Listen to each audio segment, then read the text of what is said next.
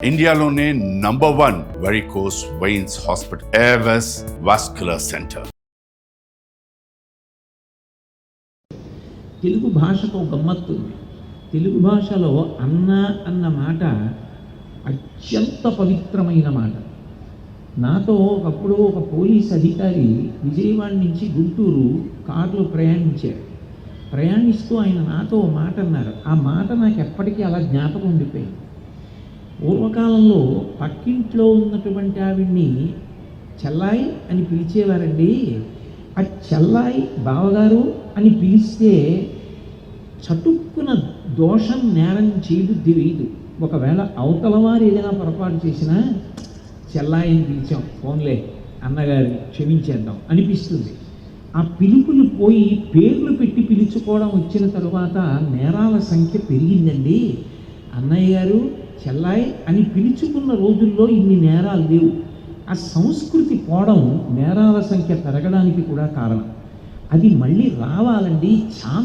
ఛాందసం అన్న మాట అడ్డుపెట్టి సంస్కృతిని చంపేసి నేరాలు పెంచేస్తున్నారు అన్నాడు ఆయన. ఆవేదన నాకు అర్థమైంది నిజంగా. అన్నయ్య అన్నయ్య అన్నయ్య అని చెల్లెలు పిలుస్తూ ఉంటే చెల్లాయి చెల్లాయి అని అన్నయ్య అన్నప్పుడు ఆ ఇద్దరి మధ్య ఉండేటటువంటి అనుబంధం, ఆ ప్రేమ, ఆ మాధుర్యం పరమాద్భుతం. అందుకే ఆ అనుబంధాన్ని గుర్తు చేశాడు. అందున భాగవతాన్ని ఆంధ్రీకరించినప్పుడు పోతన గారు ఈ మానవీయ అనుబంధములకు పట్టాభిషేకం చేస్తూ మాట్లాడారు. ఆదరోక్తి ప్రయోగం చేస్తూ అమ్మ అన్న మాట ఎక్కడొచ్చినా, అన్న అన్న మాట ఎక్కడొచ్చినా ఆయన అంత అద్భుత ప్రయోగాలు చేశారు.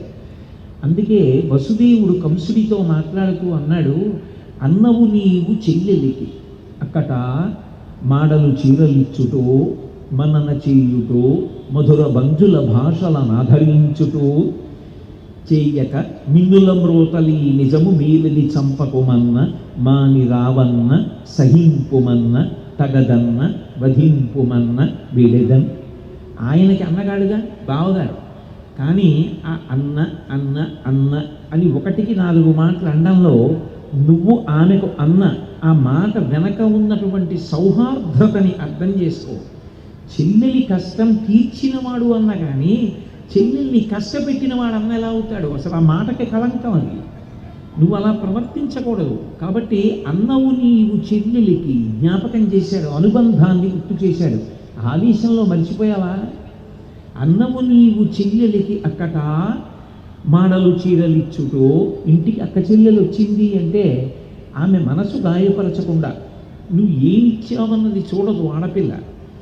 ఒక 100 రూపాయలు నేత చీర పెట్టిన ఆమె తన అత్తవారింటి నుంచి 10,000 రూపాయల చీర కట్టుకుని వచ్చిన మా అన్నయ్య పెట్టాడు, మా నాన్నగారు పెట్టారు అని ఎంతో సంతోషంతో తను కట్టుకున్న చీర విప్పేసి తండ్రి గారు కానీ అన్నగారు కానీ పెట్టిన చీర కట్టుకుని వెళ్ళిపోతుంది.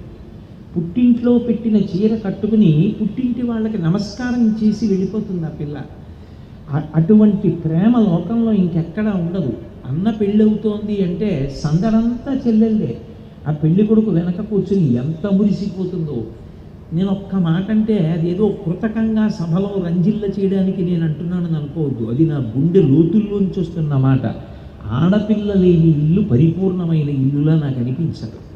అది వ్యక్తిగతంగా ఒకవేళ నా దోషమేమో నాకు తెలియదు. అన్నవు నీవు చెల్లెలికి అక్కట మాడలు చీరలు ఇచ్చుటో.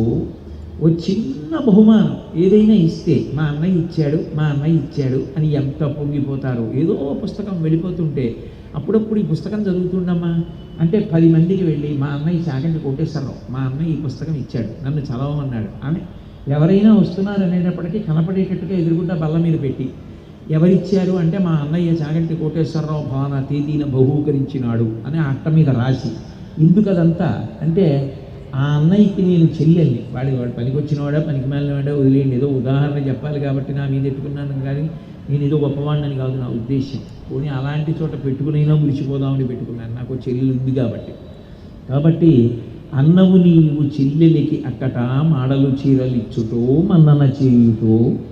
చెల్లెలి మనసు గాయపడకుండా ప్రవర్తిస్తారు. మాట్లాడుకోవడానికి ఒక్క కడుపున పుట్టిన వాళ్ళకి మాటలు ఉండవండి. చిన్నప్పుడు ఆడుకున్న ఆటలు పాటలు, రే అన్నయ్య నీకు దోసకాయ పప్పు అంటే ఇష్టం రా, నీకోసం దోసకాయ తీసుకొచ్చాను రా నిన్న వెళ్ళి అని మాట్లాడుకోవడానికి, నవ్వుకోవడానికి చిన్నప్పుడు మీ మామయ్య ఏం చేస్తుండేవాడో తెలుసా అని తన బిడ్డల్ని పిలిచి చెప్పడానికి కబుర్లే ఉండవా? మన్నన చేయుటో గౌరవించడం, మంచిగా మాట్లాడటమే గౌరవం. ప్రేమగా ఒకటికి రెండు మాటలు, ఏమ్మా తిన్నావా, ఏమ్మా ఉన్నావా, ఏమిటి ఇవ్వాలి నీ కార్యక్రమం అని అడగడమే చాలు నోరు విప్పి. ఒక రకంగా పోతన గారు కుటుంబాలకి బోధ చేస్తున్నారేమో అనిపిస్తుంది. ఈ పద్యాలు బాగా చదువుకుంటే ప్రతి ఇంట్లో జేబులోంచి ఏదో తీసి అస్తమానం అలా చూసుకుంటూ చెవుల్లో ఏవో పెట్టుకుని దాంట్లో మాట్లాడడం మానేసి పక్కనున్న వాళ్ళతో మాట్లాడడం అలవాటు అవుతుంది అనిపిస్తుంది. కాబట్టి మాడలు చీరలిచ్చుటో, మన్నన చేయుటో, మధుర మంజుల భాషలను ఆదరించుటో, ఇవన్నీ చేయడం మానేసి మిన్నుల మోతలే నిజము మేలని చంపకుమన్నా ఎక్కడో ఆకాశంలో ఏదో వినపడిందా? అది ఎవరన్నారో, ఏ మబ్బు చాటున్నాడో, నీకు మీ చెల్లెలికి ఏ కలహం పెట్టడానికి అన్నాడో అన్నవాడు కనపట్టలేదా? శరీరం లేకుండా ఎవడో ఏదో అన్నాడా? అది ఎవడన్నాడో తెలియదు కానీ ఆ అన్నది మాత్రం నిజమని నమ్ముతున్నావా? ఇన్నాళ్ళ మీ అనుబంధం మర్చిపోయావా? ఒక రకంగా కాల్చి వాత పెట్టాడు.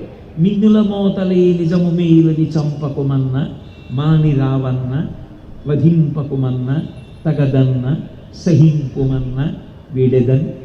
పోతన గారికి అవకాశం చిక్కాలి కానీ అమ్మ అన్న మాట వచ్చిందో, అమ్మలగన్నయమ్మ ముగురమ్మల మూలపుటమ్మ చాలా పెద్దమ్మ సురారులమ్మ కడుపారడి ముచ్చినయమ్మ తన్నులు నమ్మిన వెల్పుటమ్మల మనంబున ఉండెడి అమ్మ దుర్గ మాయమ్మ కృపాబ్ధినిచ్యుత కవిత్వ మహత్వ పటుత్వ సంపదల్ అంటారు. సుమన్ టీవీలో మీ పర్సనల్ అండ్ బిజినెస్ ప్రమోషన్స్ కోసం కింది నెంబర్కి కాంటాక్ట్ చేయండి.